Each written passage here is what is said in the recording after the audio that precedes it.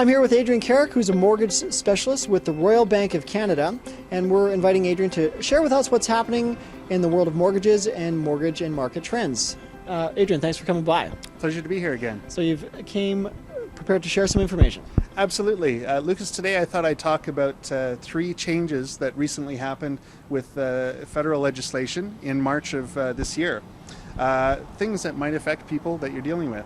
First one being that there has been a change or a decrease to the amount an individual can refinance their property to. So it used to be 90% they could take out in terms of equity. That's now dropped to 85%. So if people are looking to do, take out money to do renovations or buy another property or something, it's going to be a slightly smaller amount. Sure, okay. And that happens, I've asked, in terms of getting money out of your house. What's the process for someone who's interested in that? Yeah, generally, obviously, we're going to see what the current market value is of their property, as that may have changed since the time they purchased it, or if they've done work or anything else to it, may have affected the value. Sure, okay, great. So the second item I wanted to talk about was the change to the minimum down payment required for investment or rental properties. So you used to be able to purchase an investment or rental property with a minimum of 10% down.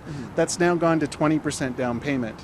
So the mortgages are now all conventional. So people looking to get into that market have to have a little more upfront. Sure. Okay. And we were talking before videoing here that, in my view, that might not affect the marketplace in terms of people purchasing revenue homes, just because, at least in my experience, seeing most people buying revenue properties are putting a minimum of 20% down. Did you have a take on that? Yeah, my own experience has been similar to yours, Lucas, in that we saw most people putting the minimum 20% down anyway to avoid the mortgage default insurance premiums, which were quite a bit higher than they were for residential or primary residences. Great, okay. Some other changes. Yeah, the last change I thought I'd talk about is the decrease in the maximum amortization people can run their mortgages over.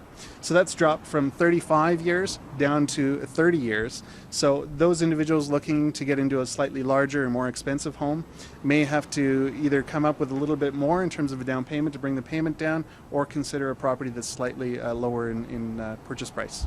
Okay.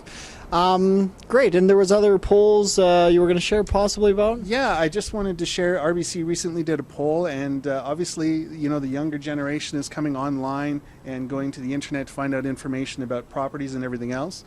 We are finding, though, that the slightly older crowd and the younger people are generally coming back to realtors like yourself to get that better or expert advice on the property purchases that they're choosing to make. Wow. Well, that's great. Well, of course, the reason why we're creating these videos is to share quality content information. Hope you have found this information helpful. Adrian, thanks for joining us. If you want to contact Adrian, his information is at the bottom of the screen here, and look forward to having you back on the show.